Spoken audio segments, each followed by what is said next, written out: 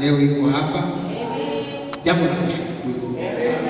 Kwa hiyo ana wapendwa wa kanisani mwake na ndugu ambao wanatia moyo katika huduma yake. Naona hilo kitu kila mahali katika Biblia. Hata Daudi alipokuwa na vijana, kulikuwa na watu walikuwa wanatia moyo. Na wewe ukikaa hapa usikae kama mtazamaji, na wewe utie moyo, ajue kwamba tuko pamoja. Kwa hiyo tulisike kwa muda mrefu sana, sababu tuko kesho, kufanya kesho tutakuwa na ibada mbili. Jumapili tutakuwa na ibada mbili, kama atapendelea tawe na tatu angalia, lakini mwenyewe angalia watu waweze kutoka mbali huko, alafu wanyime muda. Kwa hapa yuko huru. Sasa hivi saa 1:30, lakini anaweza kuendelea mpaka saa 2. Hatuna haraka. Dodoma sio kikubwa sana kusema mtu atakosa mabasi ya kwenda wapi. Mtu anatoka mbali sana, ana ndugu yetu Gefta, lakini anakuwa na gari. Ni karibu wengine tunatoka sehemu hata unaweza kutembea kwa mguu. Nakumbuka mimi nishaitembea kwa mguu kutoka huko Pagala huko mpaka hapa kwa mguu kwenda kushuhudia huko. Kasi ya kwa mguu huko kuna daladala. Dodoma sio kubwa kiasi hicho. Kwa hiyo naamini kwamba tumezoea kuvumilia na hatuna haraka. Mungu hana haraka. Sisi ndio tuna haraka kwa sababu sisi tuna miaka 70, 80 tu hapa duniani. Ukikosa kutumia muda wako hapa duniani basi umekwisha, lakini Mungu yeye hakosi kutumia muda wake. Mungu ni wa milele, ya haraka.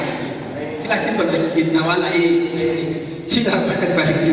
Kwa hiyo ningefurahi kabisa James Kariuki, naamini tutabarikiwa, tutaomba, tutapata kile tunachotarajia. Naamini tutaendelea kutiwa nguvu. Wakati siku zinazidi kuendelea, ndio unaweza kuona Roho Mtakatifu ni muhimu zaidi. Na Roho Mtakatifu ni mtamu sana, sababu kanisa lilianza kwa kumwagia kwanza. Kanisa linaishia kwa kumwagia nguvu za Roho Mtakatifu. Hivi hatuwezi kuondoka bila nguvu. Ndege haiwezi kupaa bila nguvu. Na sisi ndio tunaondoka, lazima tuchochee nguvu. Na ndugu yuko nadhani naelewa na Mungu amempa neema hiyo. Hebu karibu na wako tu.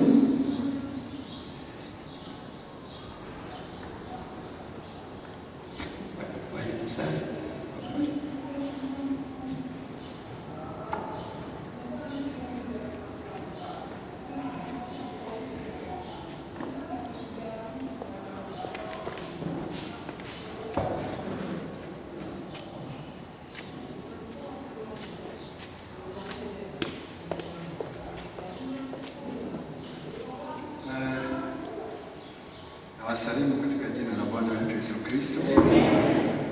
Tunaweza kuketi.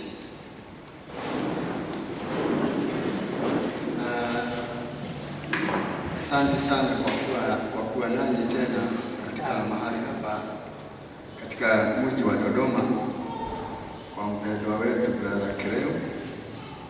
Tena tunashukuru kwa sababu ametualika tena tuje hapa tuwe na ushirika na nyinyi katika neno la Mungu. Hatuna jambo lingine tunajua ila neno la Mungu. Nafikiri muda kama wa mwaka moja kutoka tulipokuwa hapa. Nafikiri mwaka umeisha. Mwaka umeisha. Nafikiri kama mwaka umebakisha mwezi mmoja. Kwa maana tulipopita pale katika pale boda, walikuwa na matatizo kuhusu upande wangu kwa ajili ya clearing ya gari. Wakasema kuna vitu sikupeana lakini nilipatiana, lakini nafikiri hawakuziweka vile vinavyostahili, na walituchukua muda tukirekebisha hayo mambo mpaka tulichelewa sana. Lakini kwa neema ya Mungu tumesafiri vizuri, tumefika vizuri. Kila jambo kwetu linatendeka likiwa na sababu. Ingawa twalalamika, lakini ina sababu. Katika maisha haya hatutaki shida, na ni maisha ya shida. Tunajaribu kuepuka shida, lakini maisha yenyewe ni maisha maisha ya shida, kutoka wazazi wetu walipoamua yaani kuchagua mtu wa kujua mema na mabaya, tuliingia kwa shida. Hakuna jambo la duniani halina shida. Amen. Kila jambo la dunia, jambo lote la dunia lina uzuri na ubaya. Kwa hivyo ukipata uzuri wa mambo moja ya dunia, ungojee upande ule mwingine una shida yake. Lakini watu hawakubali. Unaona kama wakati wa kuoa tunafurahi sana.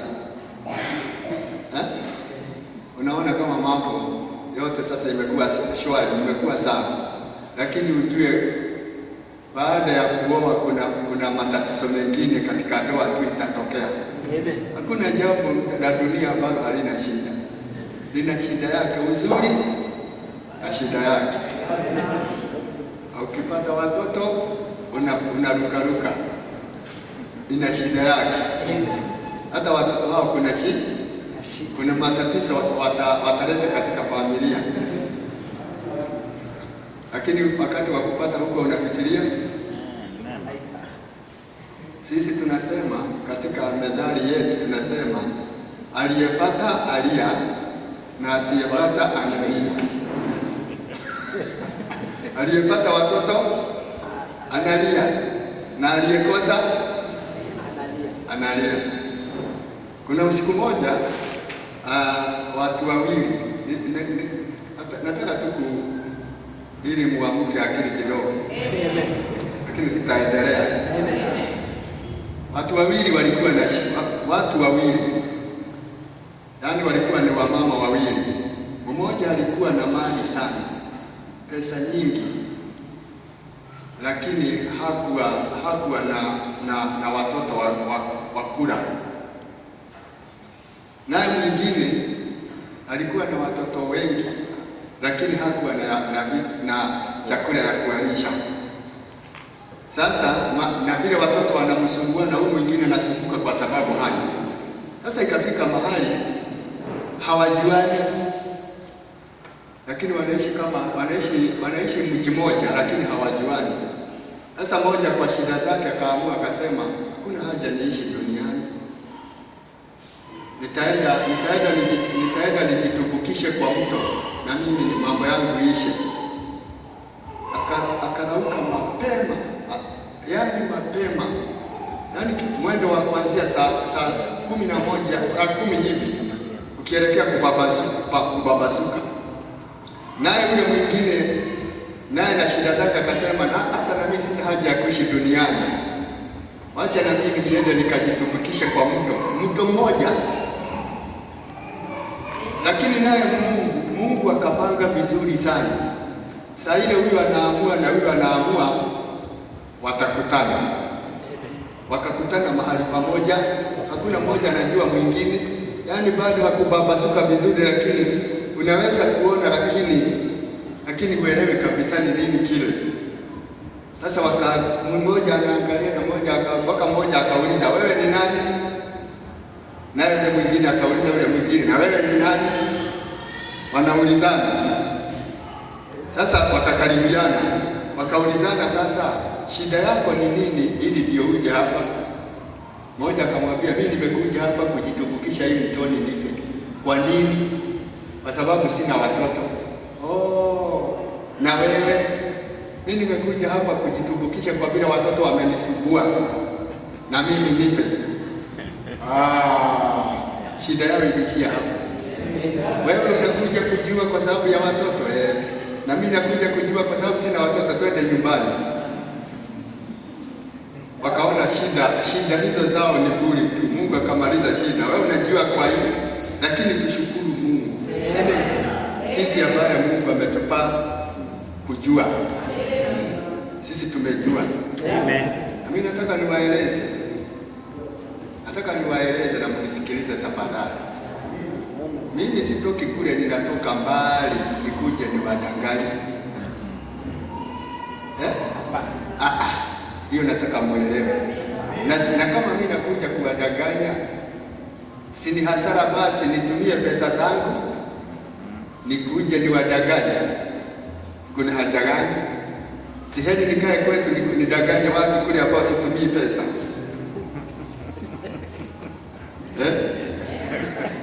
Nikae kule situmii pesa kudanganya. Sasa nikikuja niwadanganye, kuna faida gani?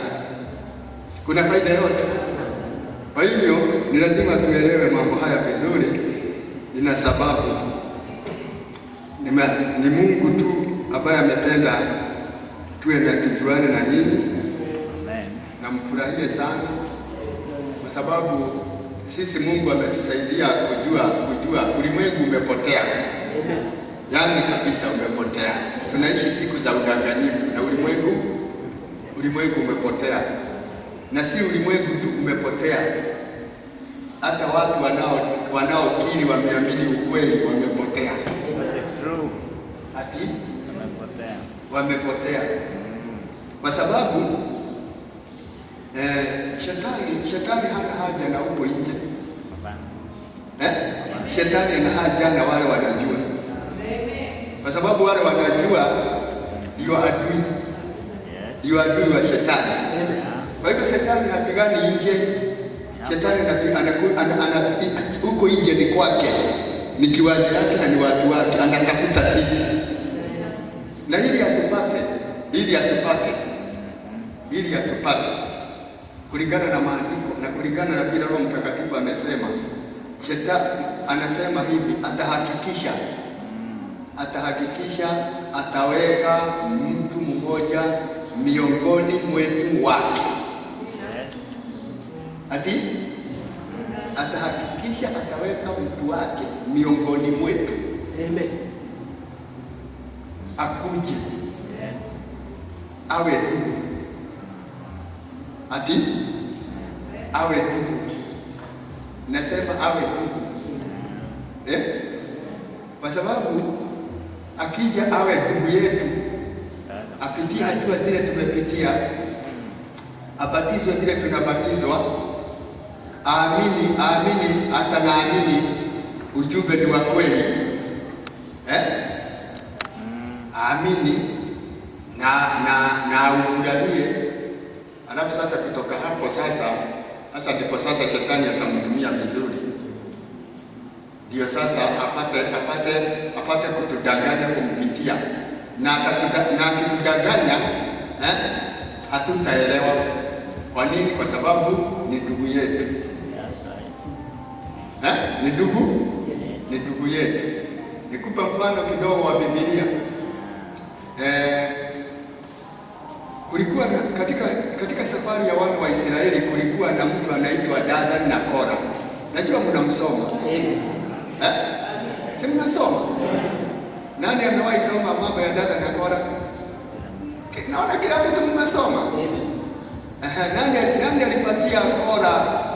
alipatia Kora na Dathan huduma ya ofisi?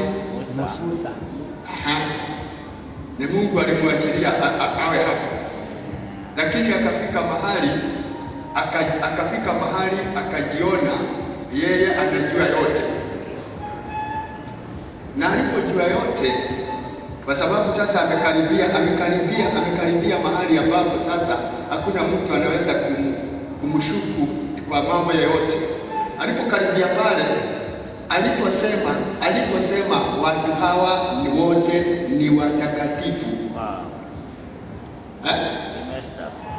Akasema watu wote ni watakatifu, isipokuwa ni Musa tu anajifanya na ndugu yake Aaron ni watakatifu. Ili kusanyiko lote ni la Mungu, hapo ni tiki. Kusanyiko ni la Mungu, hapo ni kweli. Lakini hata hawa watu hata na wao ni watakatifu, si ni kweli? Sasa waliposikia, hata watu wenyewe waliposikia ni watakatifu, walifurahia sana. Hata wao wakainua mabega. Musa ametusukuma sana saa zote kutuambia tu ni yeye mtakatifu. Ndugu hapa anaona sana. Ametuambia ni watakatifu. Hata nyinyi mnajisikiaje? Kwani ni watakatifu? Na sisi ni watakatifu. Hata tunajisikia. Alafu naye Mungu Musa tu katika safari ya wana wa mbinguni mmoja tu alikuwa amekutana na Mungu, Musa peke yake. Hata Aaron hakuwa amekutana na Mungu, ni Musa pekee. Hivyo mtu aliyekuwa mtakatifu ni nani? Nani anajua Mungu? Ni Musa. Naye Musa aliposikia vile Dathani anafanya wana wa Israeli na vile amejiinua hapo na kundi lake, Musa akasema, sikiliza naye Mungu, kwa sababu naye Mungu ni wa ajabu. Na Mungu hakuwa na njia nyingine ya kuongea isipokuwa kuongea na Musa. Musa akawaambia watu, mtu yeyote aliye upande wa Mungu, amen, akuje upande wangu. Amen. Amen. Sasa unajua hilo sasa ndio litafanya sasa watu sasa wasiamini Musa. Mtu aliye upande wa Mungu aje upande wangu. Yes. Kutoka hapo sasa Dathani akaona jambo la kuongeza, akasema, si nimewaambia? Simeona amejiinua sasa, hata amesema mtu aliye upande wa Mungu aje upande wake. Hata amejifanya Mungu. Amejifanya Mungu ama alifanywa Mungu na Mungu? Alifanywa na Mungu. Alifanywa na Mungu. Ni kujifanya ama ni kufanywa? Alifanywa. Akisema mtu aliye upande wa Mungu aje upande wake, Mungu alikuwa upande gani? Musa. Alikuwa upande wa Musa. Musa amekosea wapi? Hajakosea. Watu wakaonyesha huyu mtu anawapotosha, amejifanya Mungu. Kutoka hapo watu hawakufuata Musa, wakafuata nani? Wakafuata Dathani. Na wacha nikwambie, hakuna kitu rahisi kuamini kama uongo. That is true. Yes. Uongo kuaminiwa ni rahisi sana. Na hata mtu ambaye anacheza sarakasi anasumbukwa na watu wengi kuliko yule mtu anaongea ukweli. That is true. Amen. Siwende mjini mtu akuchekesha anafuatwa na watu wengi. Enda ukasema ukweli. Uone ni wangapi watakuja. Wanakuja wanafanya nini? Anasema nini? Lakini kuwa na mambo yako ya kuchekesha, watu watakusumbuka. Kutoka hapo watu hufuata uongo sana kuliko ukweli. Kwa nini? Kwa nini ukweli unakosa kufuatwa? Kwa sababu ukweli unakunyaganya mambo mengi. Amen. Na ukweli unakusukuma, unakusonga pembeni. Kwa hivyo sasa hivyo ndivyo uongo unavyoendelea. Uongo unakuja mpaka unafanya mambo kuwa rahisi. Na kama mmesoma hata Juda, kama mmesoma hata Biblia, fundisho la Unikolai lilikuwa jambo rahisi sana mbeleni, lakini ikafika mpaka ikawa fundisho, ikaenea mpaka watu wakalishika. Na wakati wa mjumbe wa kwanza aliyekuwa anaitwa Paulo, alikuwa anasema yeye ndiye alikuwa anapigana na Unikolai, na akiwa anapigana na Unikolai, Mungu naye anasema hata na mimi nachukia fundisho hilo. Kama vile unavyolichukia, hata na mimi nalichukia, lakini likanyemelea kanisa mpaka likaikula.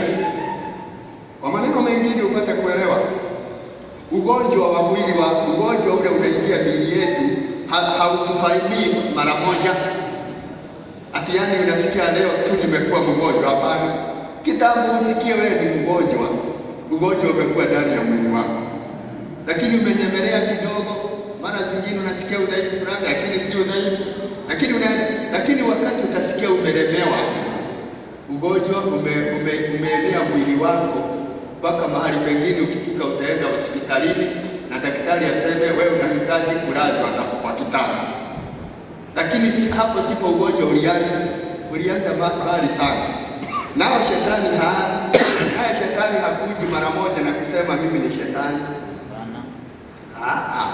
Anakuja pole pole mpaka akiona mambo mmeyaamini na mmeyafurahia, basi anajua sasa hapa ameeneza mambo yake.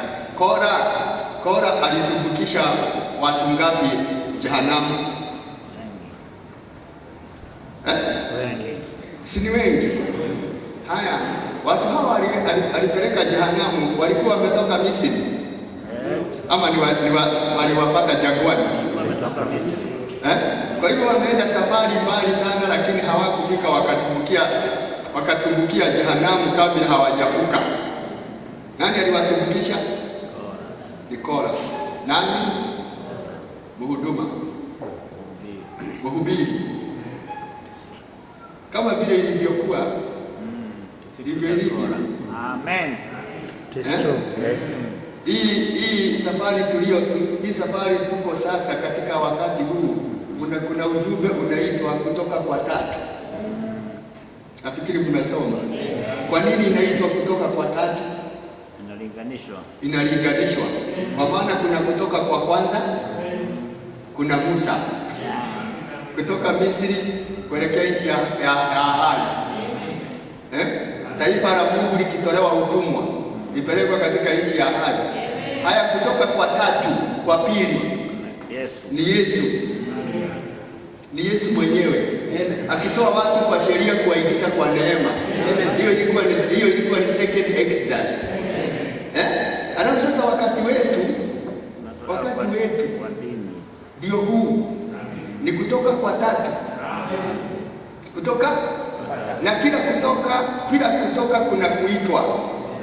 Lazima muitwe ili mtoke, ndio mwanze safari. Ndio sasa iwe kutoka. Umeitwa, umetoka, muende mahali fulani. Hivyo sasa kutoka kwa tatu, kutoka kwa kwanza kulikuwa na nani?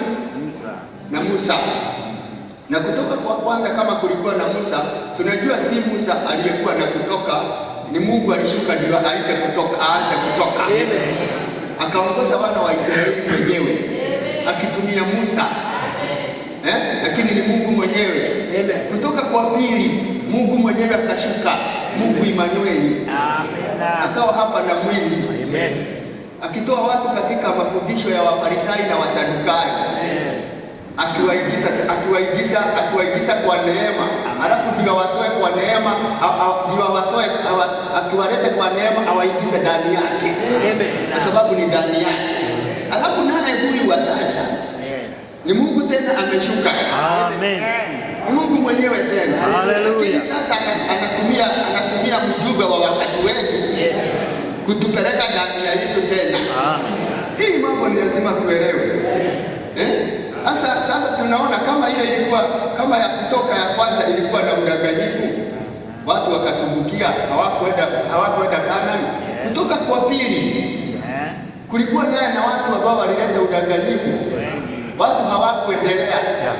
Ni wangapi? Walikuwa wahubiri 70.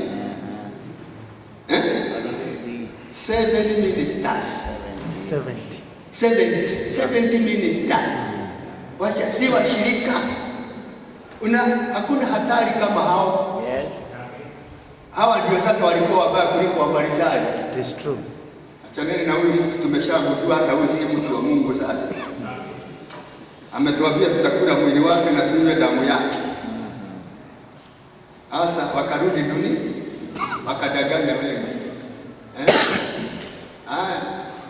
Wakati wa Paulo, wakati Paulo alikuwa duniani, Roho wa Mungu anasema, nilichunguza watu wanaojiita mitume, lakini si mitume wa Mungu, na si mitume wa kweli, bali ni mitume wa uongo. Si walikuweko? Na ujue ilikuwa mbaya sana. Wakati huo ilikuwa mbaya sana, mpaka kanisa likakusanyika.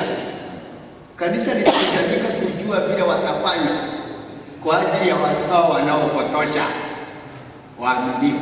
Kanisa lilikusanyika. Kanisa lilikusanyika. Kwenda soma kitabu cha Matendo ya Mitume 15. Walikusanyika wajue vile watafanya. Kwa sababu watu hao walikuwa wamedanganya wadugu. Mpaka wadugu sasa wakaona sasa mambo imeharibika. Walikuwa wamedanganyika kabisa. Na ni watu wanawasema kama hamtaini hakuna mbinguni. Na kukawa na fujo sana. Na ndivyo ilivyo hata sasa. Ndivyo ilivyo. Watu wamedanganyika. Tuache vita za nje. ziko ndani ya ukweli huu. Na kwa nini niseme hivyo? Roho wa Mungu akiwa ndani ya nabii alisema, mjue hakika shetani atahakikisha siku hizi ataweka mtu wake miongoni mwenu. Hebu Mungu atusaidie. Amen. Nimetembea sana kwa neema ya Mungu. Yes. Lakini ninajua kile ninasema kwa sababu ya mambo yale nimekutana naye. Mambo nimekutana na mengi.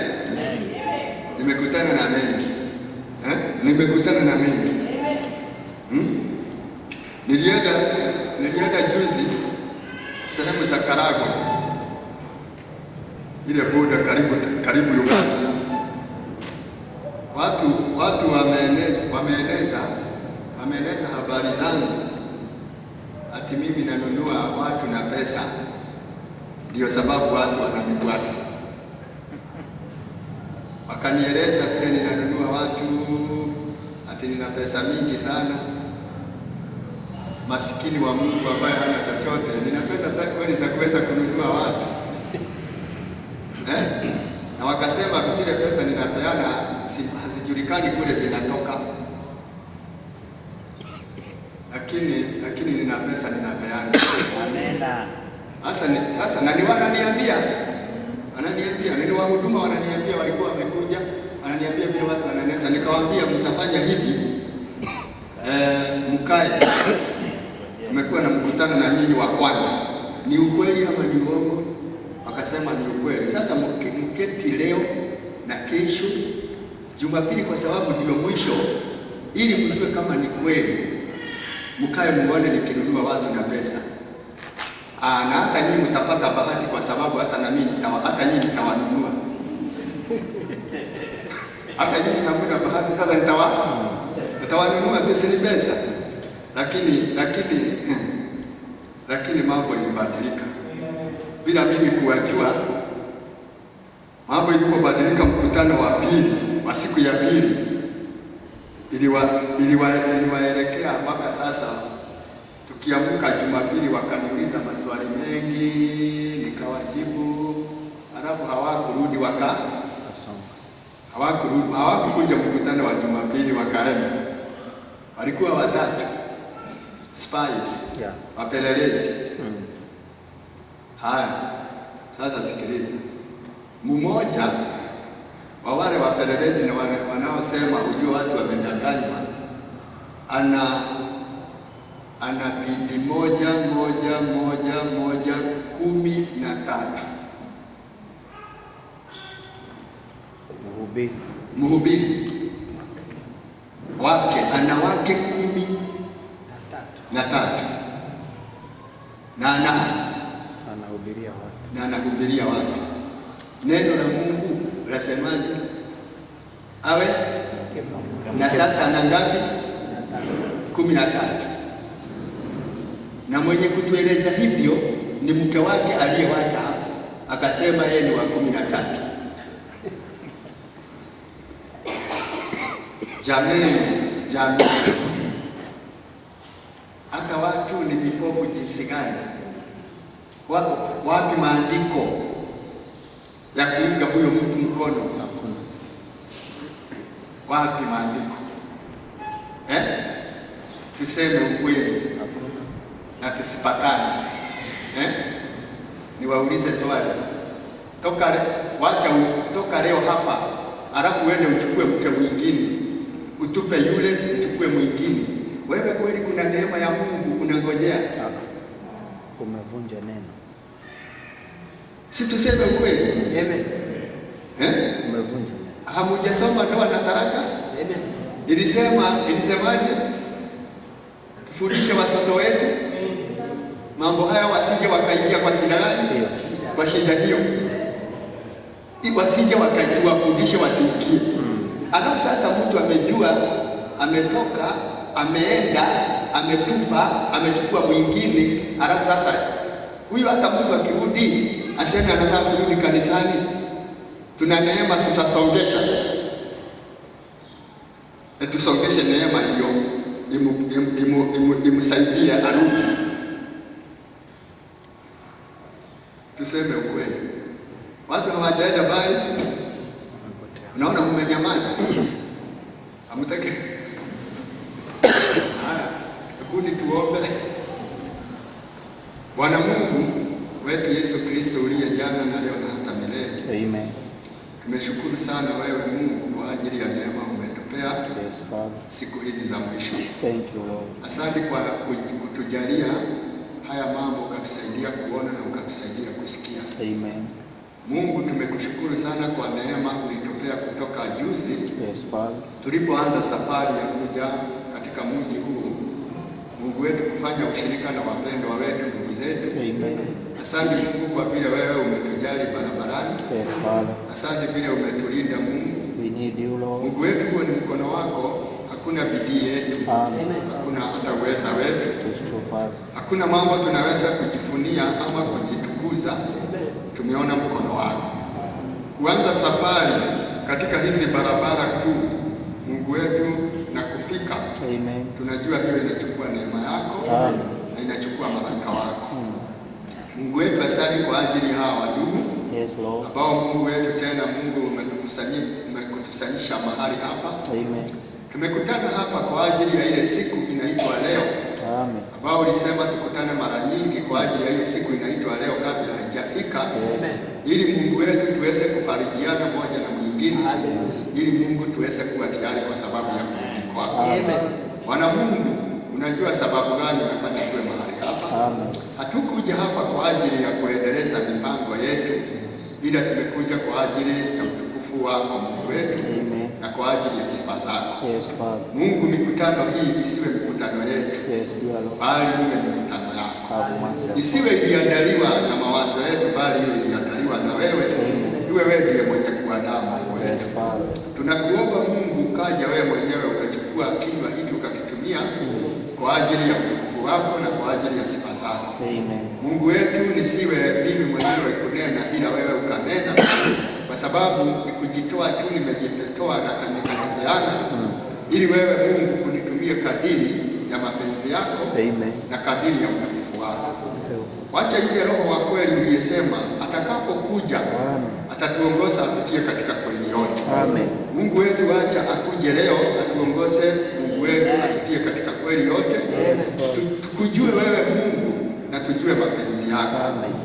Tusamehe dhambi zetu. Yes. Na utusamehe makosa yetu, na utusamehe hata na kutokuamini kwetu. Mungu wetu, jambo lolote ambalo halifai mbele zako katika maisha yetu, kwa kuomba utuondolee. Amen. Na kama Mungu kuna jambo tumefanya kinyume cha mapenzi yako, tunakuomba utusamehe. Amen. Mungu wetu, sasa nakuomba ukanenea moyo wa kila mmoja wetu ambaye amekusanyika mahali hapa Baba. Amen. Mungu wetu, umpe kuelewa na umpe kuona, lakini usitunenee kwa fumbo, utunenee wasiwasi. Amen. Ili tupate kusikia na tupate kuona, ili tupate kuamini Mungu wetu. Mungu wetu, ulisema kondoo zako husikia sauti yako. Na wakisikia wanakufuata, na wewe unawapa uzima.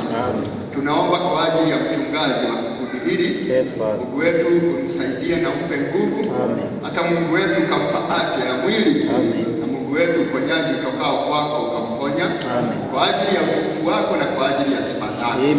Umejua Mungu wetu amefanya yale amewahi fanya. Mungu wetu, hebu angalia yale amefanya kwa ajili ya utukufu wako. Mungu wetu, na uzidi kumpa neema na kumhurumia. Mungu wetu, kwa sababu ni mhitaji kama sisi. Tunaomba Mungu wetu, tukijua ya kwamba umesikia maombi yetu. Tunakumbuka familia zetu tuliowawacha nyuma. Ukawalinda na ukawachunga Mungu wetu mpaka tutakapoonana wakati mwingine. Tunaomba tukiamini umesikia maombi yetu, na somo la wakati huu Mungu wetu ambao Mungu unataka tusikie, tusaidie kusikia, tusaidie kuelewa. Kuja unene wewe mwenyewe. Na Mungu wetu, unenee masikio yetu, tupe masikio kusikiayo. Na Mungu Baba yetu, wote waliokusudiwa uzima, Mungu wetu wapate kusikia. Na Mungu wetu, unajua tuna jambo moja tunakuhitaji sana. Tunataka kuona tu ndani yako na wewe ndani yetu. Na tunaomba tukiamini umesikia maombi yetu, na ni katika jina la Bwana wetu Yesu Kristo tumeomba. Amen. Tutafungua Biblia zetu. Muna Biblia ya Kiswahili?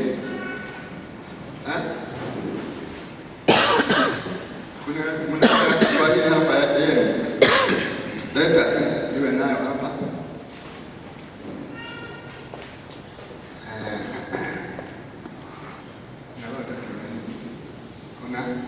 Ni ya Kiswahili. Tutafungua Biblia katika waraka wa Petro wa kwanza na Mathayo mlango wa 3 na kitabu cha Marko mlango wa 16.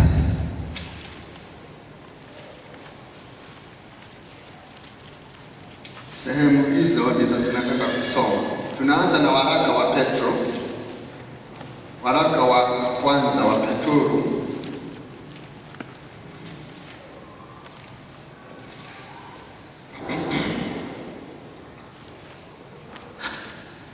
tunasoma aya yake 18 na 10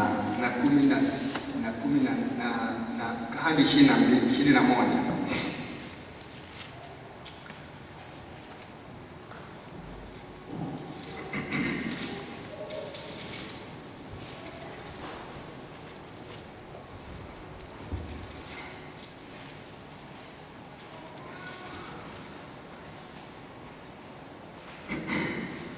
Kwa maana Kristo naye aliteswa mara moja kwa ajili ya dhambi, mwenye haki kwa ajili ya wasio haki, ili atulete kwa Mungu.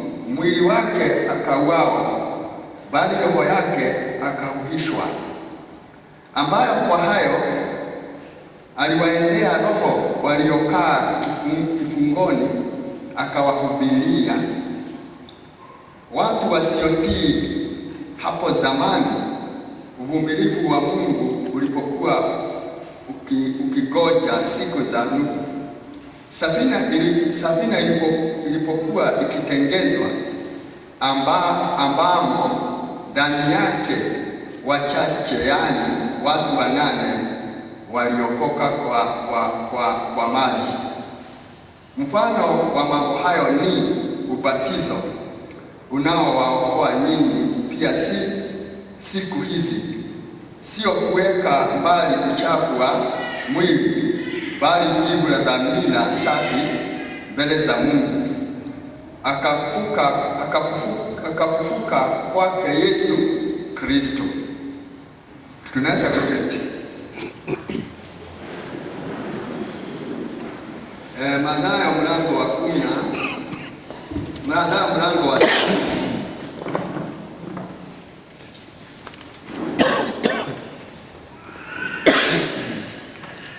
Mathayo mlango wa 3.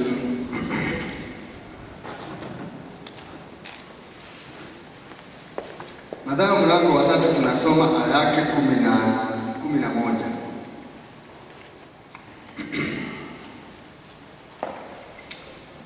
Kweli mimi nawabatiza kwa maji kwa ajili ya toba, bali yeye ajaye nyuma yangu ana nguvu kuliko mimi, wala sistahili hata kuvichukua viatu vyake. Yeye atawabatiza kwa Roho Mtakatifu na kwa moto. Amen. Ambaye pepeto lake li mikononi mwake, naye atausafisha sana uwanda wake na kuikusanya ngano yake ghalani, bali makapi atayateketeza kwa moto usiozimika. Marko mlango wa 16.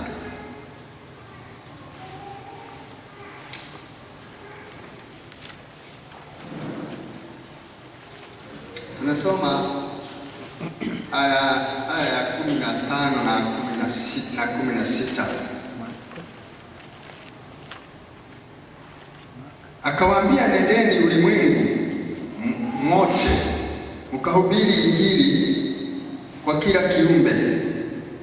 Aaminiaye na kubatizwa ataokoka, asiyeamini atahukumiwa. Na Mungu abariki neno lake.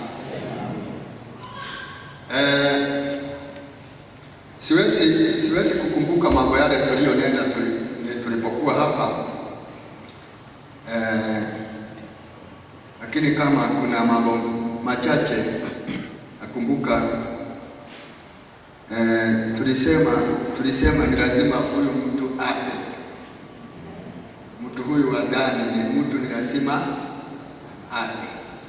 Mtu wa ndani ni lazima afe. Sasa kuna mambo nataka tufuatanishe siku hizi ambazo Mungu ametupea kuwa hapa. Ni lazima tuweze kuelewa, ni lazima tuelewe kile tunachoamini na ni nini tunafuata, na ni nini tunafuata. Kitu kimoja nataka kukueleza. Wakati Mungu aliangamiza ulimwengu. Mungu ameangamiza ulimwengu, akaangamiza wakati wa Noa, akaangamiza, anaelekea kuangamiza tena. Lakini tukisoma maandiko yanatuambia ya kwamba kulikuwa kabla Mungu hajaweka watu duniani, kulikuwa na mbingu zingine, kwa sababu alipoumba mbingu na nchi ilikuwa haina umbo wala haina sura. Hatujui ilikaa muda gani, hatujui hiyo haina sura wala haina umbo, hatujui ilikaa muda gani. Hivyo ni kusema kuna ilikuweko, lakini akaiondoa hiyo haina sura wala haina umbo, akaiondoa, akasema wacha kuwe nuru. Ile ilikuweko haina sura wala haina umbo, ikaondoka. Hapo hatujui ilikuwa namna gani. Alafu sasa alipo tena weka mtu duniani na mtu akawa duniani, tunajua ni kuasi waliasi, wakamkasirisha Mungu mpaka akasema nikaangamiza mwanadamu pamoja na wanyama kwa sababu amekuwa mbaya sana duniani. Na wakati Mungu alipofika kuangamiza mtu duniani, amuondoe katika uso wa nchi, alisema mtu ni nyama tu. Mtu ni nyama tu. Mtu ni nyama tu. Na aliposema mtu ni nyama tu, akasema roho yangu haitashindana na mwili. Hivyo huyo mtu ni mwili tu. Hivyo si kitu, ni kitu bure, adivalueless. Ni nyama tu. Mungu anasema ni nyama tu. Ni nyama tu. Roho yangu haitashindana na mwili siku zote, kwa sababu mtu huyu mawazo yake ni mabaya wakati wowote. Hakuna wakati mwanadamu anafikiria vizuri. Yaani kabisa, that is true. Mtu hafikirii vizuri, kwa sababu mawazo yale wewe unafikiria kama ni mazuri, machoni pa Mungu hayo mawazo si mazuri. Na ndio Roho wa Mungu akiwa ndani ya Paulo akasema, wacheni nia iliyokuwa ndani ya Kristo Yesu, amen, iwe ndani yenu. Amen. Na hivyo ni kusema wacha mawazo yale yaliyokuwa ndani ya Kristo, na hayo mawazo yawe ndani yenu. Lakini tukifuata Yesu vizuri, tumfuate Yesu vizuri. Yesu mwenyewe alisema Baba yu ndani yangu, amen, na mimi ni ndani ya Baba. Mambo yale yote ninayoyatenda sio mimi nayatenda, bali ni Baba akaaye ndani yangu anayoyatenda. Hivyo hakuwa na mawazo yake. Mawazo yaliyokuwa ndani yake ni mawazo ya Mungu, kwa sababu Mungu alikuwa ndani yake. Kwa hivyo mawazo yote alipokuwa anawaza, sio yeye alikuwa anawaza, ni Mungu aliyekuwa anawaza akiwa ndani yake, naye anatenda yale Mungu anayomuongoza kuyatenda.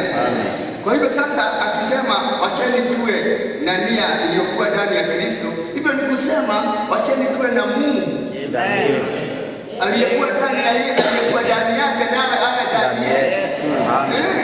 Kwa sababu sasa Yesu anasema mimi nimekuja kutenda yale yote ambayo yameandikwa hapa. Amen. Kunihusu. Na mambo yale yote yameandikwa hapa, tunajua hili ni neno la Mungu. Na kama basi ni neno la Mungu, Biblia hii ni mawazo ya Mungu. Amen. This is God's mind. Yes. Haya ni mawazo ya Mungu. Na amekuja kuyatenda mapenzi yake aliyoandikwa hapa. Amekuja kuyatenda mapenzi ya Mungu. Nimekuja kuyatenda mapenzi yako Mungu, ambayo yameandikwa hapa kwa ajili yangu niyatende. Na alipoyamaliza akasema nimemaliza. Amen. Nimemaliza yale niliyokusudiwa kuja kuyatenda. Kwa hivyo akisema tuwe na nia iliyokuwa ndani ya Kristo, hivyo ni kusema tuwe na Mungu aliyekuwa ndani ya Kristo. Na kuwa ndani ya Kristo, Mungu alijidhihirisha kupitia Kristo. Amen. Kwa hivyo sasa dunia hii, na mimi nataka nikueleze dunia hii tena Mungu huyo. Yes. Agani Mungu huyo. Sasa mnajua tunaishi wakati gani? Amen. Tunaishi tena wakati ambao Mungu anataka kuangamiza ulimwengu huu. Yes. Haya, naye Mungu alipokuja kuangamiza wakati ule wa kuangamiza ulimwengu na gharika, kuna mtu mmoja alipata neema machoni pa Mungu. Amen. Yes. Ambaye anaitwa Noa, anaitwa Nuhu. Amen. Na maandiko hapa inatuambia ati naye Nuhu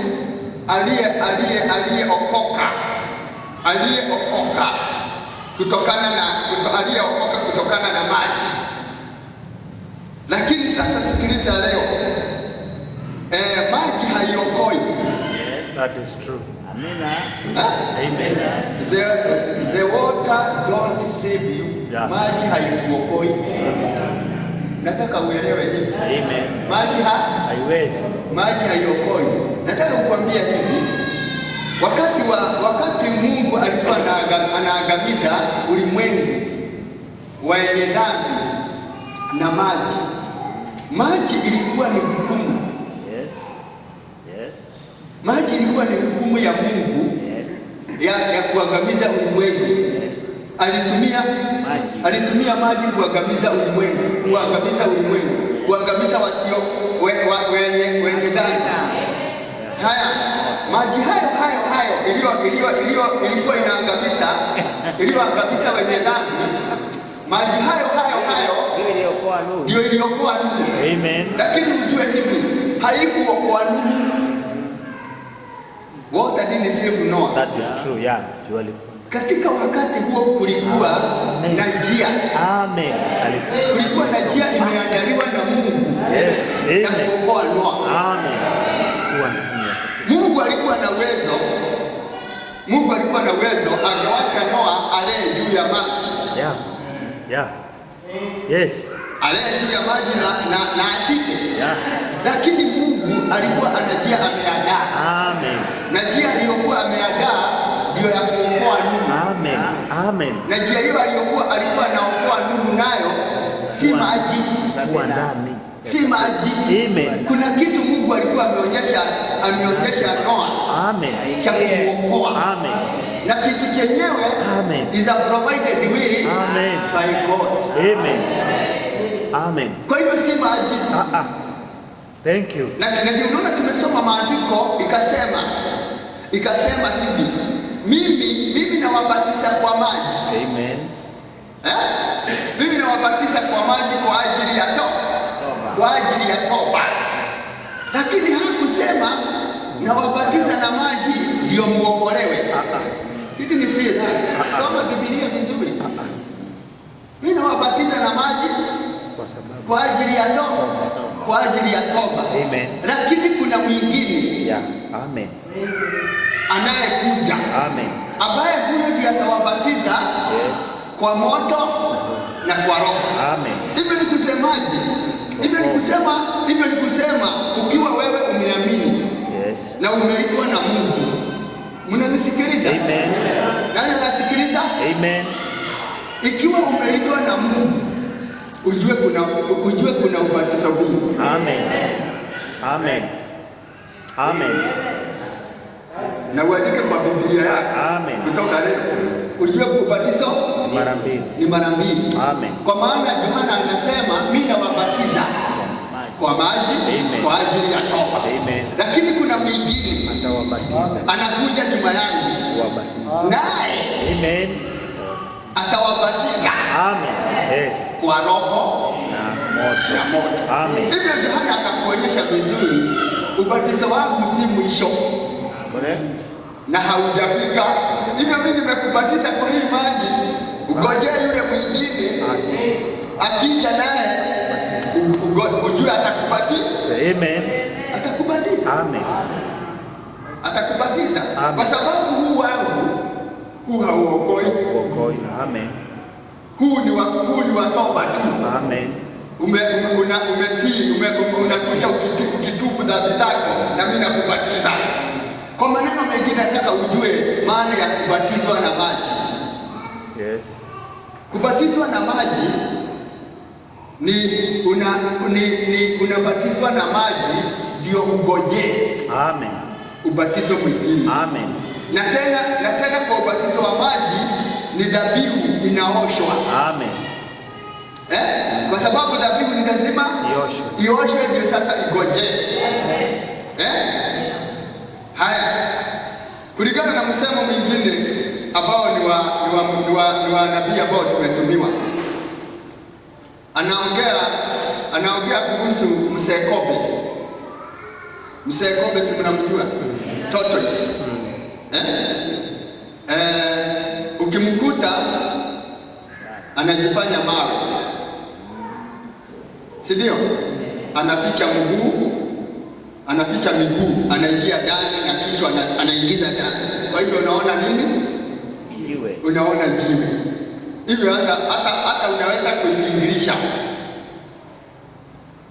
Na inakaa, alafu tena inatoa kichwa. Unashangaa kwani mawe inatoa kichwa, jiwe inatoa kichwa. Haya, anasema unaweza hata kumgonga hivi na hawezi toa kichwa, hata hawezi ondoka. Haya, unaweza kumtupa kwa maji ama umwagie maji, hawezi tembea. Lakini ukitaka atembee, Amen, mwashie moto. Amen. Amen. Immediately, haraka iwezekanavyo. Amen. Atatoa kichwa Atembee. na atembee. Njia ya mwaminio. Amen. Atokee moto. Anasemaje? Ukitaka kanisa litembee, Yes. liakishie moto. Amen. Moto wa Roho Mtakatifu. Amen. Kanisa Amen. litaondoka. Lakini kama ni maji, Kuna kitu. hiyo kanisa haliondoki, litakaa hapo. Kwa hivyo hata ukichukua msekobe na umtumbukishe kwa maji, Atakaa hivyo si hivyo. ni jiwe? Itaenda Na isimame ikae. na ikae huku kwa maji. Lakini msekobe anajua kuogelea. Shua Kabisa.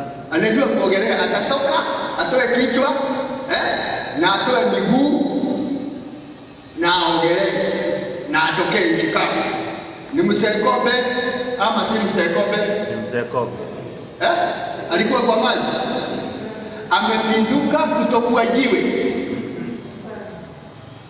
Alikuwa ndani ya maji sawa na vile unavyozamishwa na mbatizaji, sawa na vile unazamishwa na mbatizaji, anakuzamisha ndani na unatoka, unatembea unatembea na mzee Kobe naye anatembea, anabadilika kutokuwa jiwe. Hivyo ni kusema ubatizo wa maji hautuokoi na ubatizo wa maji hauwezi kutubadilisha.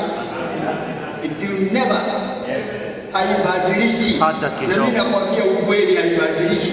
Hata kidogo haibadilishi. That is true. Amen. Haibadilishi. Inasema inatupatia tu dhamira nzuri ya kumulilia Mungu. Lakini inasema hata haiondoi uchafu. Yeah. Haiondoi uchafu. Umebatizwa lakini uchafu bado uko. Bado uchafu uko. Uchafu uko kwa mwili ama uchafu uko kwa nafsi? Uchafu uko kwa nafsi. Amen. Na uchafu wa nafsi hauwezi kuondolewa na maji ya kidimbwi. Amen. Wala ya mto. Unabatizwa alafu unarudi, unaletwa mbele za Mungu. Unaletwa mbele za Mungu. Kwa hivyo tunahitaji kuwa na Mungu, na Mungu ni lazima awe ndani ya yule anayenena. Amen. Kwa sababu sasa hapo ndipo pana maneno. Unaletwa, unaketi pale, Mungu aanze kazi yake ya kukumwagia maji yake, kwa sababu Mungu naye ana maji yake. Kuna maji inatuhusu sisi, na ni sehemu moja ya neno, na ndio Biblia hii tukasoma ikasema, nendeni mkahubiri Injili kwa kila kiumbe, na atakayeamini na abatizwe si ati ameokoka, ataokoka. Shall be saved. Amen. Ataokoka. Hivyo ni jambo muendelee, ni jambo linalokuja. Hivyo ni kusema umeanza hatua ya kwenda kuokolewa, kuokoka. Na hatuna muokozi wawili, tuna muokozi mmoja. Amen. Kwa hivyo sasa kwa sababu ubatizo tu ni mfano Mungu alipeana, ni ubatizo. Roho wa Mungu ametuambia hivi, tumepewa mambo matatu ya kufanya kawaida. Mambo mangapi? Mambo matatu ya kufanya kawaida: kubatizo wa maji, meza ya Bwana na kutawadhana miguu.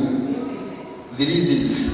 Mambo matatu tunastahili kufanya kawaida, ambazo ni amri za Mungu. Lakini maji haionokoi, na ni lazima ufanye, na ni lazima utubu, na ni lazima ubatizwe. Lakini hapo sipo mwisho. Unapobatizwa na maji, umekubali, umebatizwa. Mimi nataka kuambia kutoka hapo ujue kuna ubatizo mwingine, na ubatizo huo mwingine ni wa maana sana. Na ubatizo huo mwingine si wa mhubiri, ni wa Yesu. Amen. Yesu, Yohana akiwa mhubiri aliyesema, huyo ubatizo huo si wangu. Yeah. Huyo ni wa yule anayekuja, atawabatiza kwa Roho na kwa moto. Amen. Na mimi siwezi fanya hiyo ni yake mwenyewe. Na sasa sisi tunakuja katika imani hii, badala ya tuendelee kutafuta Mungu ili atubatize, tunasimama na tunasema tumefika, finished. Na tukifika hapo tunafikiri tunaenda mbinguni, lakini Yohana alisema kuna mwingine. Sasa sikiliza, Yesu mwenyewe alipokuja duniani mwenye kubatiza watu na Roho Mtakatifu, Yesu hakubatiza mtu hata moja na maji, kwa sababu huo si ubatizo wake. Mtu akiamini amkubali amfuate, alikuwa wanafunzi, disciples, wale waliokuwa wanamfuata, hao ndio walikuwa wanabatiza watu. Nikusomea, wacha nikusomea maandiko. Injili ya Yohana mlango wa 4 ili upate kuona. Injili mlango wa 4. Injili ya Yohana mlango wa 4. Hebu tusome. Wacha hao ndio walikuwa wanabatiza watu. Nikusomea, wacha nikusomea maandiko. Injili ya Yohana mlango wa 4 ili upate kuona. Injili mlango wa 4. Injili ya Yohana mlango wa 4. Hebu tusome. Wacha tusome mlango wa 3 wa Injili.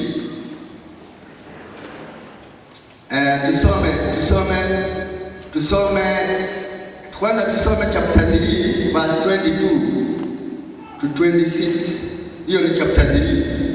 After those things came Jesus and his disciples into the land of Judea, and they are tired with them and baptized. And John also was baptizing in Anonia near the Salim, because there was much water there, and they come and are baptized, for John was not yet cast into the prison. Then there arose questions between some of John's disciples and the Jews about preparing. And they came unto John and said unto him, Rabbi, he that was with thee beyond Jordan, to whom thou bearest witness, behold, the same baptized, and all men come to him. Chapter 4, verse 2. Through Jesus himself baptized not but his disciples. Amen. Yesu hakubatiza. Na watu wanasema hata yule mlikuwa naye ngambo ile, hata naye anabatiza, lakini hapa Yesu hakubatiza kwa sababu si ubatizo wake. Ubatizo wake ni wa nini? Ni wa Roho Mtakatifu. Amen. Na ni lazima, sikiliza, ni lazima mjumbe yote awe na sehemu ile yeye anatimiza katika maandiko. Any message. Yes. Mjumbe yeyote anatumwa na Mungu ana sehemu yake ya maandiko ya kutimiza. Amen. Mnasikiliza? Haya, hiyo umesema amen. Hata sisi. Yes. Hata sisi tuna sehemu yetu ya maandiko. Kabisa. Amen. Ya kutimiza. Amen. Hakuna mtu hana sehemu yake ya kutimiza ya maandiko. Wenye kupotea wana yao ya kupotea, kwa sababu maandiko inasema wengi watakuja na watadanganya wengi, nao wengi watadanganya. Hawa ni maandiko wanafanya nini? Wanatimiza.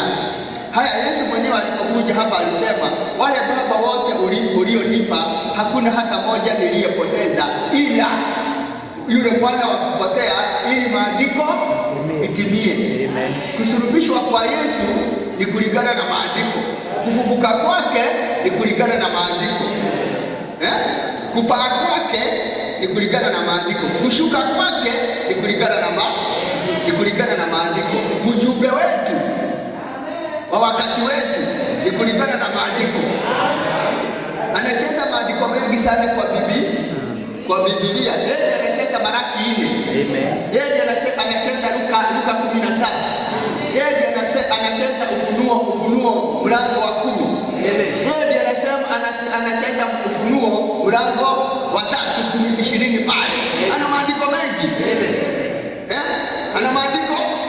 Ana maandiko mengi ambayo anacheza. Ukiangalia yeye anatimiza. Ukiangalia yeye anatimiza. Ukiangalia yeye anatimiza. Hata na sisi tuna maandiko ya kutimiza. Ni lazima kuna maandiko tutatimiza. Na kama basi hatuna maandiko ya kutimiza, basi tulitoka wapi? Tulitoka wapi? Hivyo ni kama hatuna maandiko tunatimiza, hatuko katika program ya Mungu. That is true. Tuko nje. Na kama tuko nje, basi sisi ni nini? Hivyo sasa ndio unaona sasa Yesu mwenyewe hakubatiza watu kwa maji. Alikuwa mpaka ubatizo wake ufike. Na ubatizo wake ulifika siku gani? Ulifika siku ya Pentecost. Amen. Ubatizo wake alibatiza watu 120 siku moja. Siku moja akawabatiza kwa moto na kwa Roho Mtakatifu, na yeye mwenyewe ndiye Roho, na yeye ndiye aliyewabatiza. Alisema yeye ndiye atawabatiza kwa Roho na moto. Amen. Na yeye kuwabatiza kwa Roho na moto ni yeye mwenyewe alikuwa anawabatiza wao, na kuwabatiza wao ni kuwajaza yeye. Amen. Na yeye tena ni moto. Wanaweza watusaidie. Na yeye mwenyewe alipokuja duniani, alipoanza mahubiri yake na mafundisho yake, yeye ndiye alianza fundisho la ajabu sana. Alisema mtu ni lazima azaliwe tena. Amen. Si bishop, si bishop, sipo alisema hiyo. Ni yeye alisema mtu ni lazima azaliwe tena. Ni lazima azaliwe, mnasikiliza? Ni lazima azaliwe na maji na roho. Na Yesu akisema maji, hakuwa anasema mto. Hapana, maji ya neno. No. Amen. Hiyo ni lazima muelewe, na hiyo nitawafundisha mkutano hii. Amen. Na kesho. Akisema ni lazima mtu azaliwe na maji na roho, hakuwa anasema maji ya mto. Yeye alikuwa anasema kuna maji anasema. Hakuna maji anasema. Ngoja nikuulize ama nikueleze. Aliambia mwanamke Msamaria, kama ungejua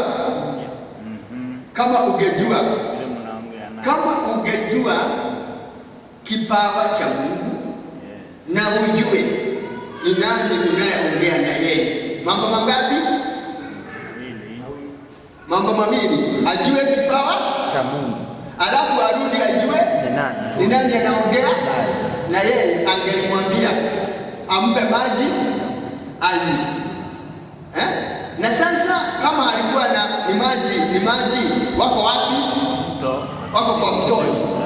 Lakini maji yake sio hiyo. Amen.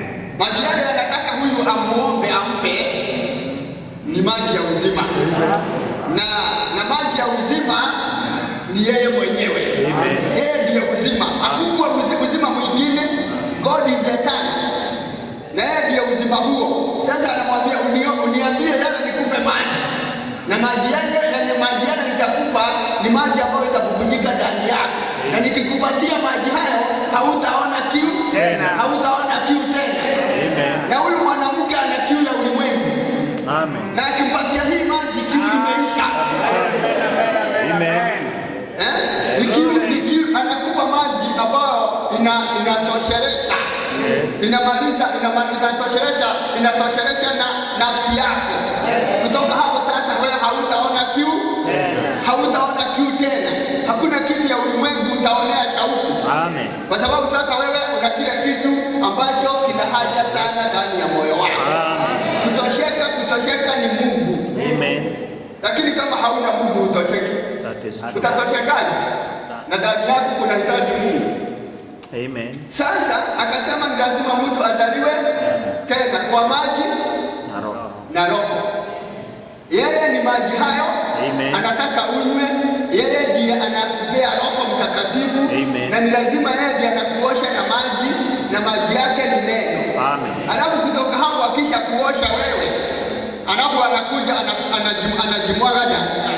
Akisha jimwaga ndani yako amekubatiza na Roho na moto. Na akasema kile kimezaliwa na mwili ni mwili, na kile kimezaliwa na roho ni roho. Sasa kutoka hapo sasa tusikilize. Nimekuambia maji haiokoi. Ni kweli. Maji haiokoi. Mungu ndiye anayeokoa. Amen. Hakuna mwokozi mwingine. Mwokozi ni Mungu, na Mungu ndiye anayeokoa. Na kuokolewa ni kurudishwa katika hali ile yako ya asili. Kuna vile unastahili kuwa kabla haujaingia katika mwili huu, kuna vile ulikuwa unastahili kuwa. Sasa wacha tuende kidogo katika maandiko. Hebu tuende katika kitabu cha Mwanzo. Turudi Mwanzo 6. Mwanzo 6 kuna mambo nataka kukuonyesha. Mwanzo 6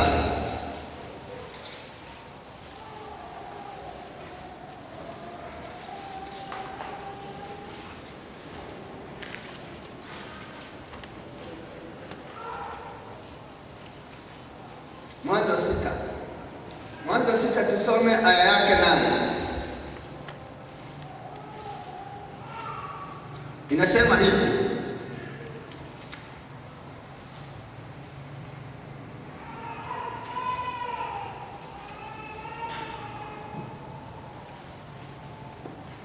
lakini Nuhu akapata neema machoni pa Bwana. Nuhu akapata neema machoni pa Bwana. Hiyo ni kitu cha kwanza. Amen. Mungu anapotaka kukuondoa kwa shida. Yes. Hiyo ni kitu cha kwanza. Amina. Amepata neema. Hivi ndivyo vizazi vya Nuhu. Nuhu alikuwa mtu wa haki, mkamilifu katika vizazi vyake. Nuhu alikwenda pamoja na Mungu. Amen. Hiyo ni jambo lingine sasa. Amen. Hiyo ni jambo lingine. Ati Nuhu alikuwa mtu mkamilifu. Alikuwa mwenye haki. Hivyo ni kusema Nuhu kabla hajaku ili Mungu akuje apate amkute mwenye haki, ni kusema alikuwa amesikia ukweli.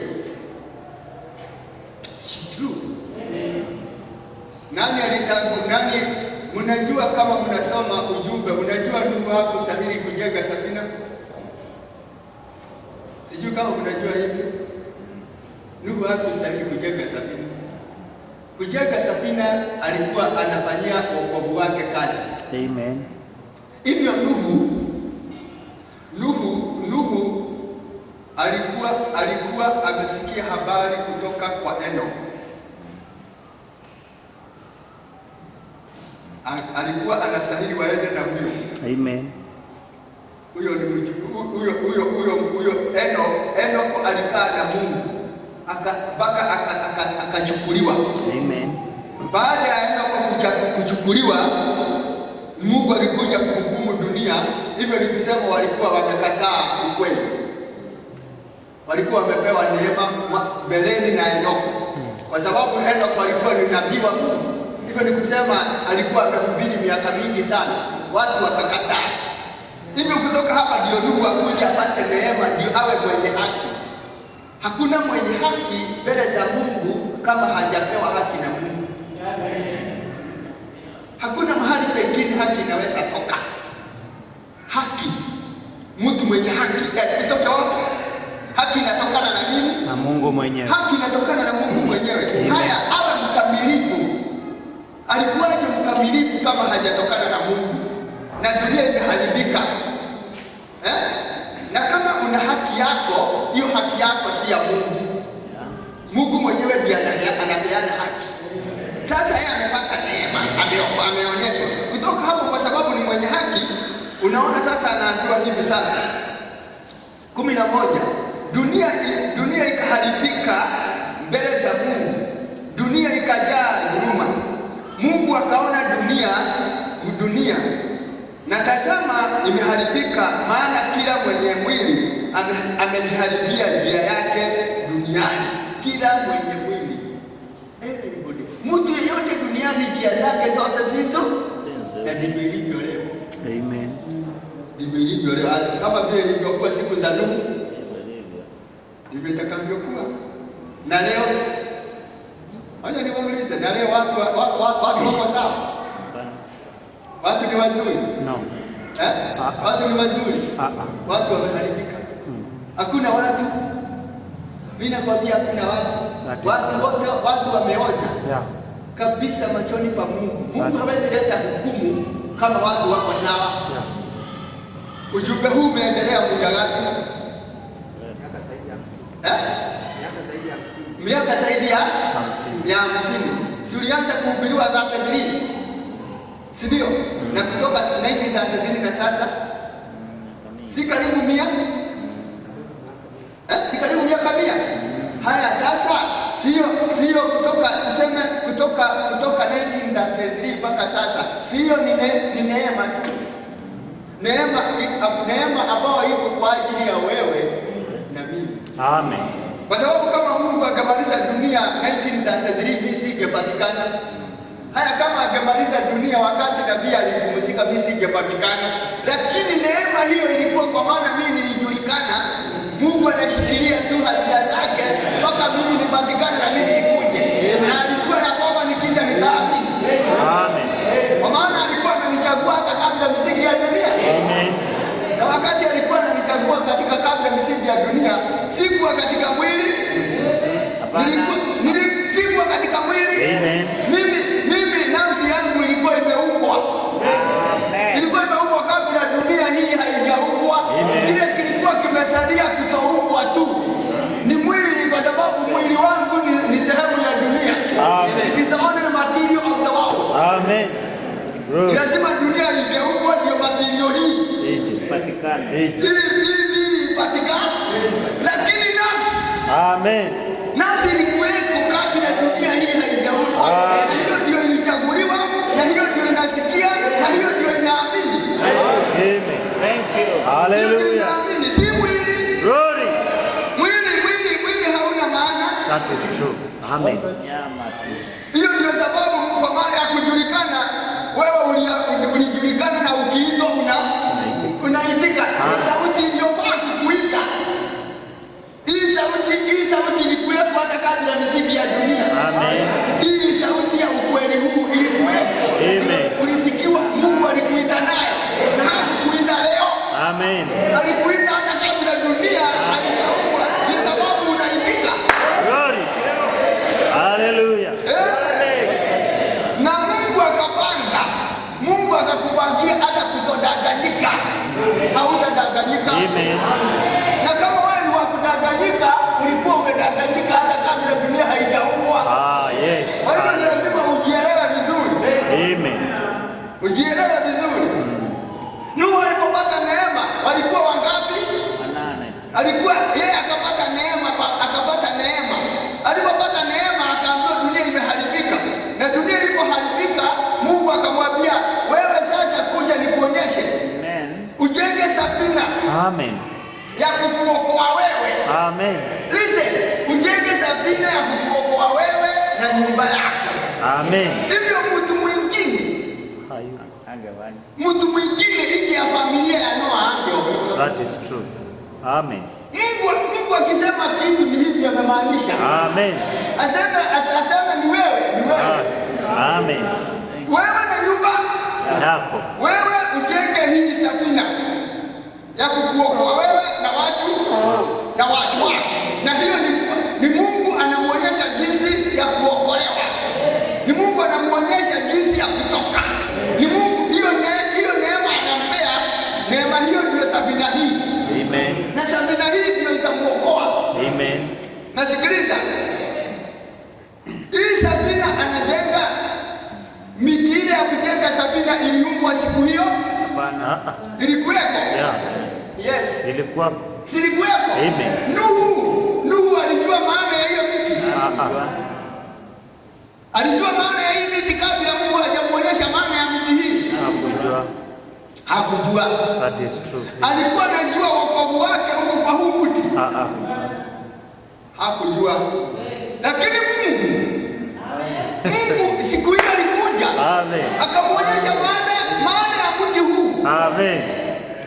Ambaye hakujua maana ya mti huu. Amen. Ndugu, nataka wewe ujue maana ya ujumbe huu.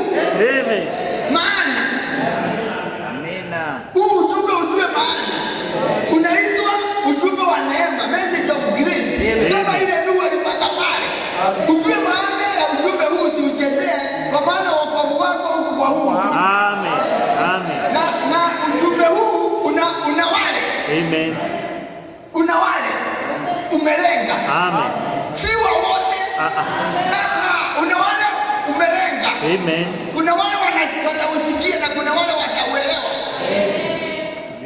Sikiliza. Yesu ni Mwokozi. Amen. Na ni yule jana leo na hata milele. Ujumbe wake uliokoa ngapi? Akiwa duniani. Wachache sana. Na nani huyu? Mwokozi mwenyewe. Ni Mwokozi. Anaitwa nini? Kwa vile Mungu amependa ulimwengu, akatoa mwana wake wa pekee ili yule Amen. ili yule amwaminiaye, sio wale, ili yule, unasikia inatamka moja, ili yule atakayemwamini aokoke. Hivyo nilikusema hata Mungu akitoa mwana wake wa pekee, hiki kipawa kilikuwa kimetolewa kwa kusudi la watu fulani. Amen. Si ulimwengu. No. Ni watu, kuna baadhi ya watu wanaojulikana ambao amemtoa kwa ajili ya hao. Amen. Na hao ndio wataona neema hiyo, na hao ndio wataamini, na hao ndio wataokolewa, na hao ndio watatambua. Amen. Na sisi hata nasi tulikuwa included. Amen. Ni neema tumepata. Sasa Nuhu akaonyeshwa miti, akajua hii miti ndio nataka utumie. Na Mungu alijua hii miti imetosha. Yes. Imetosha wokovu wa huyu mtu kama atanisikiliza. Alafu anarudi anamwambia mti huu na huu. Ni mpango umepangwa. Tumie huu na huu. Utakapomaliza kujenga na huu nao uushike. Amen. Uufinye. Uufinye kabisa. Utoe rami. Amen. Ukishatoa rami, alafu upake safina ndani na nje. Hiyo ni kusema ni kusiri. Amen. Hiyo ni kusema hata safina ilihitaji siri. Amen. Hata safina ilihitaji kutiwa rami, ndio nayo safina yenyewe isizame. Amen. Amen. Hii rami ina maana sana kwa safina. Amen. Kwa maana safina isipokuwa na hii rami na maji inakuja, hata safina nayo tazama kwa na si Nuhu awe nje ya safina, ni awe ndani ya safina, na imewekwa rami ndani na nje ili isizame, kwa sababu maji yale itakuja itazamisha kila kitu. Nuhu hakuwa na hiyo plan. Hakuwa na hiyo plan. Kwa hivyo kile kiliokoa Nuhu si maji. Ni safina. Na safina ni mpango wa Mungu. Maji ni hukumu ya Mungu na kuangamiza ulimwengu ambao umeasi. Lakini safina ndio wokovu wa Nuhu. Amen. Safina ndio wokovu. Safina ndio wokovu wa Nuhu. Na alipomaliza nikusomee. Sikiliza. Ndio uone ni nini kinaokoa.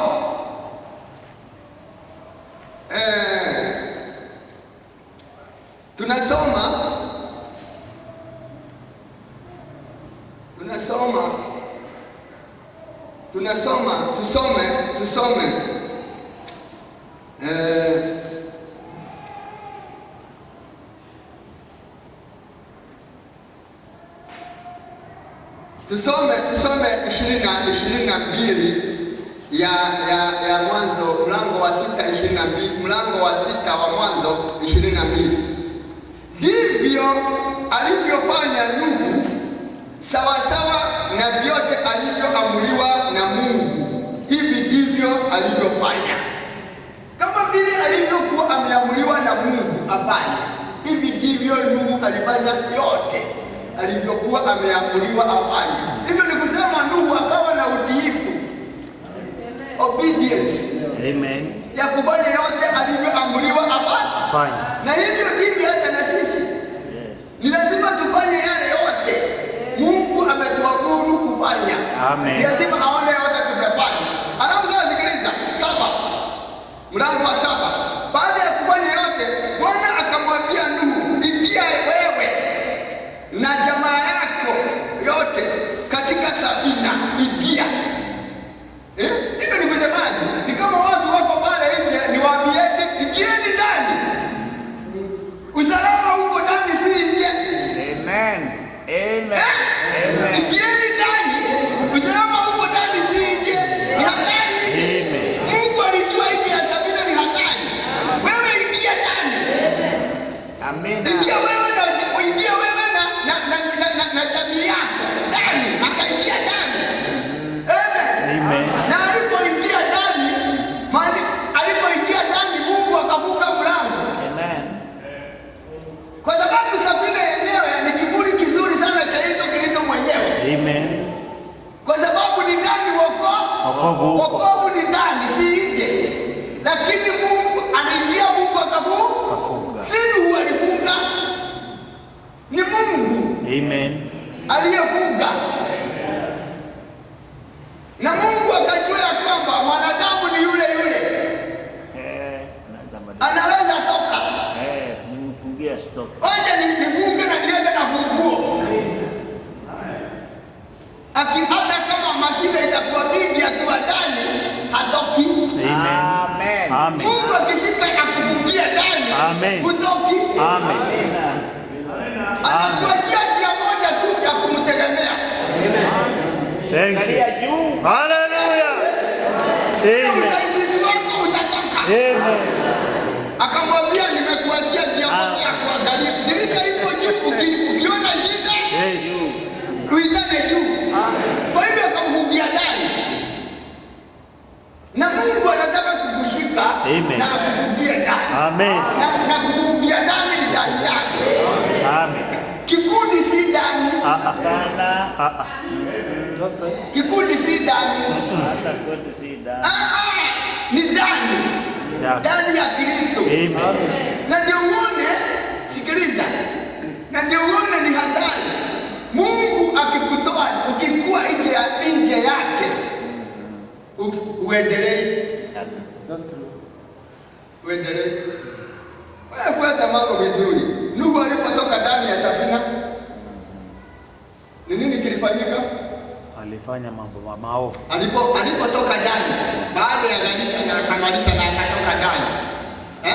Alifanya nini? Alitenda maovu. Alikunywa pombe? Yeah. Alikunywa pombe? Yeah. Umesoma Biblia, alikunywa pombe? Yes. Basi kama amekunywa pombe ni mwenye haki? Alafu alikunywa pombe mpaka mwisho akawa hana nguvu. Akakunywa pombe akatoa nguvu. Nguvu. Aliyekuwa ndani akatoka. Kwa hivyo akatoka nje. Alipotoka nje akaona mambo ya nje. Akakumbuka. Akapiga pombe, akakunywa. Huyo mambo yale aliyofanya. Na tunaona mtu anaweza batizwa na maji. Yes. Lakini anaweza rudi kule alitoka. That is true. Yeah. Kabisa. Yes. kabisa, kwa maana hayuko ndani. Lakini mradi tu utakapoingia ndani, akuingize ndani yake. Mungu akiingia afunge mlango, akufungulie. Amen. Na ndivyo maandiko inasema, usije ukamhuzunisha Roho Mtakatifu uliyetiwa muhuri. Uliyetiwa muhuri. Kuna zingine sasa ilikuwa na muhuri. Na wewe unaambiwa usije ukamhuzunisha Roho Mtakatifu uliyetiwa muhuri naye mpaka siku ya ukombozi. Sema ya kwamba una muhuri, na kama hauna Roho Mtakatifu hauna muhuri. That is true. Amen. Wapi muhuri? Nani anakutia muhuri? Yeye mwenyewe. Ni Mungu. Na anakutia muhuri kwa njia gani? Akikupiga muhuri ndio nikusema wewe hiyo kazi yako na yeye imemalizika. Amen. Anakupiga muhuri kwa sababu kazi imemalizika, imani yako imekubalika. Kwa hivyo sasa wewe ukae hapo mpaka siku ya ukombozi. Hallelujah. Mpaka kusafiri. Amen. Mungu wetu atusaidie. Kwa hivyo Nuhu hakuokolewa na maji, ni safina ilikuwa imemuokoa wakati ule, kwa maana ilimuokoa akiwa ndani. Na sisi nasi tunaokolewa tukiwa ndani. Amen. Ni lazima uzaliwe tena. Amen. Kwa hivyo sasa ndio unaona ubatizo wa maji hauwezi kukuokoa, lakini unatakiwa ujue ya kwamba kuna ubatizo mwingine ambao unatokana na Mungu, na Mungu mwenyewe ndiye anayekagua imani yako. Amen. Imani inakaguliwa na Mungu. Ukisoma ujumbe unaitwa kufanywa wana wenye mamlaka, anatuambia Roho Mtakatifu ndiye mkaguzi, anatukagua maisha, inspector. Anakukagua, anaona wewe bado haujakubalika, haujafika mahali. Si mnajua hizi gari za kubeba mizigo hupelekwa inspection. Kukaguliwa na wakaguzi. Ikienda kukaguliwa anakagua anasema hii haijakuwa hivi, anakuambia kwenda ukarekebishe. Kwenda rekebisha, weka hii na hii na hii na hii. Alafu rudi. Akikuta umeweka kile anasema, mwenye kukagua anasema sasa hii gari inastahili barabara. Anaipiga muhuri. Anasema hii gari sasa iko sawa. Ni sawa sasa, inaweza kutembea kwa barabara. Na Mungu wetu ni mkaguzi. Anatukagua kila mkutano. Amen.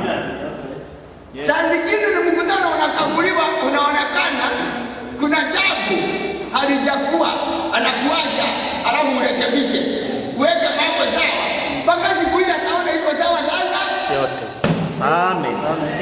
Akikupiga muhuri kutoka hapo, mambo yako imeisha. Amen. Uko ndani. Na huo ndio ujumbe wetu. That's our message. Amen. Munielewe msikie. Amen. Hiyo ndio ujumbe. Amen. Huo ndio ujumbe. Yohana hangebatiza watu na maji na hangebatiza watu na Roho, ingawa alikuwa na Roho. Amen. Na si Yohana alikuwa anahubiri, ni Roho aliyekuwa ndani yake. Amen. Na Roho yule aliyekuwa ndani yake ndiye alikuwa anatangaza huyu anayekuja. Amen. Ndio kwa maneno mengine, Mungu mwenyewe alikuwa anajitangaza akiwa ndani ya Yohana. Glory. Amen. Huyo ndio, na unaona watu wanapozia. Amen. Mungu kama anaweza sema huyu atajazwa na Roho Mtakatifu akiwa ndani ya tumbo ya mama yake. Amen. Amen. Alafu wewe ni nani upinge ama ukatae? Na kwa kuzaliwa akiwa na Roho Mtakatifu kunasemekana hakuna mwingine aliyezaliwa na mwanamke kama yeye. Kwa sababu huyu mtu alitoka ndani ya tumbo ya mama yake, si mwenye dhambi. Amen. Si not a sinner. Amen. Hata yeye hakuhitaji kubatizwa na maji. That is true. Amen. Yohana hakupokea uhai tunaopokea.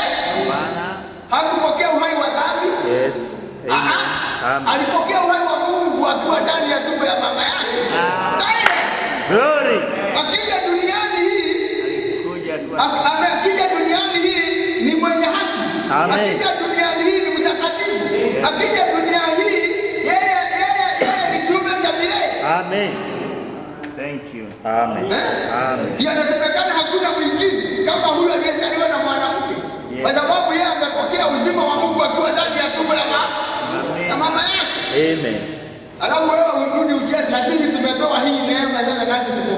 Amen. Help us, dear Lord. Mungu wetu atusaidie. We need you, Father. Amen. Aidha upate hii ama upotee. Yeah. Kabisa. Unasikiliza? Yes. Aidha upate hii ama upotee. Yeah. Hakuna shortcut. Ni lazima uelewe. Amen. Mungu wetu atusaidie. Amen. Hebu tusome maandiko mengi. Nuhu aliokolewa ni safina. Amen. Alikuwa ndani ya safina. Na Yesu naye anataka uwe ndani yake, wokovu uko ndani yake. Uko ndani. Amen. Wokovu si nje. No. Na huo ndio ujumbe wetu. Amen. Hebu nikupe homework. Ukienda usome ujumbe huu unaitwa ishara. Anasema ujumbe huu nimeugoja wakati mrefu sana.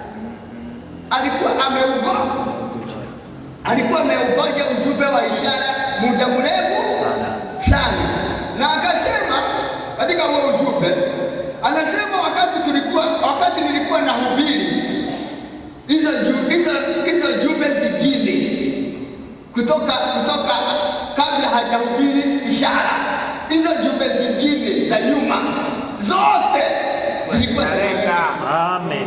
Lenga hii. Hivyo ni kusema ilikuwa target, hata akihubiri ile ahubiri hii, ahubiri hii, ahubiri ile, ahubiri hii, alikuwa inalenga hii. Amen.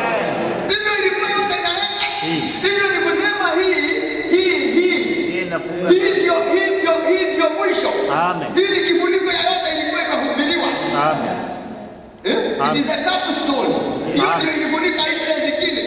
Hii ndio ukamilifu ya yale yote alikuwa anahubiri. Na anasema nitarudi niwaambie kule nilitoa. Amen. Ilitoka wapi? Kwa Mungu. Ilitoka kwa Mungu. Nyingine wapi atakwambia kule alitoa? Na anasema kwa moyo wangu wote nimeamini ujumbe wangu umetoka kwa Mungu. Amen. Kwa hiyo ndio alikuwa inalenga hii. Amen. Amen. Wajani niwaambie, hata tukijua zote na tujue elimu yote ya Mungu na tufanye hii yote bila hiyo, kwisha. Sisi ni bure. Kwisha. Bila nani? Taangamia. Na sisi ni wakupotea. Kabisa.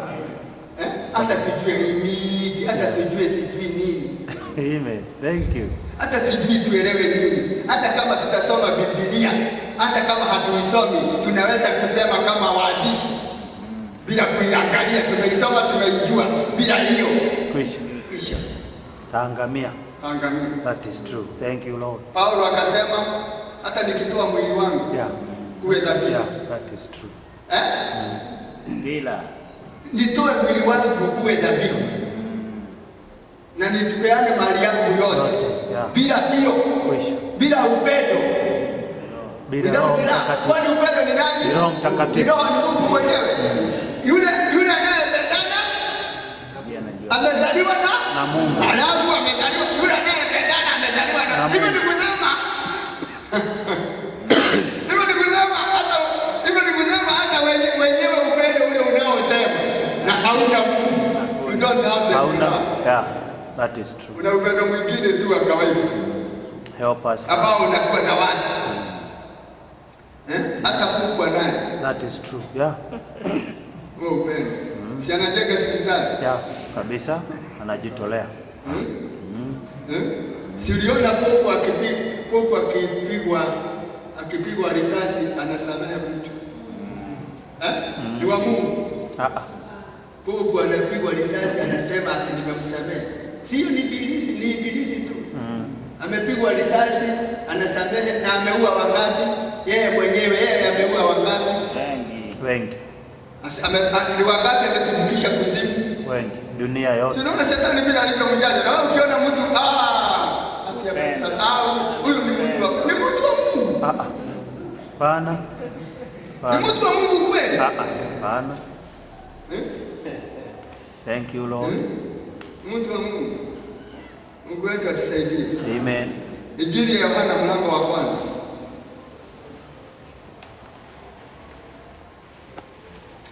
Maji hayaokoi. Amen. That is true. Haiwezi kukuokoa. Hiyo inakupa dhamira nzuri. na usiegemee hapo. Amen. Timiza, lakini ujue kuna safari. Unaitwa hadi kuokolewa. Amen. Unaitwa hadi ndani. Amen.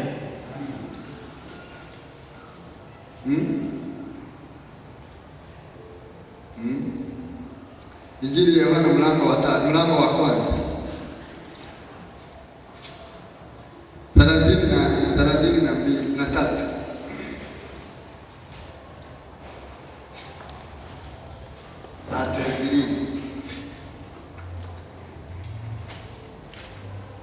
wala mimi sikumjua, lakini yeye aliyenipeleka kubatiza kwa maji, huyu aliniambia, yeye ambaye utamuona Roho akishuka na kukaa juu yake, huyo ndiye abatizaye kwa Roho Mtakatifu. Amen. Huyo ndiye atakayebatiza kwa Roho Mtakatifu. Ule utakayeona Roho akishuka ndiye huyo ndiye atakayebatiza. Ubatizo huo haukuwa umekuja, ulianza siku ya Pentekoste. Amen. Na Yesu alianza kubatiza watu na Roho Mtakatifu siku ya Pentekoste. Amen. Alibatiza nani? Waaminio. Amen. Wale waliokuwa wamebatizwa na maji, yes, wakakubali ubatizo wa maji, wameitwa, wakakubali, wakatubu dhambi zao, wakamfuata mwalimu wao. Amen. Wakakaa na mwalimu akiwafundisha mambo yake mpaka siku ikafika yeye sasa na yeye aanze ubatizo wake. Alibatiza waaminio. Ahadi ya Roho Mtakatifu ni kwa waaminio wote. Yes. Bwana Mungu atakaowaita. Amen. Kitu cha kwanza ni lazima ujue wewe ni nani. Umeitwa na nani? Kama wewe ni Mungu amekuita. Amen. Kwa sababu hiyo ahadi ni yule yote Bwana Mungu atakayemuita.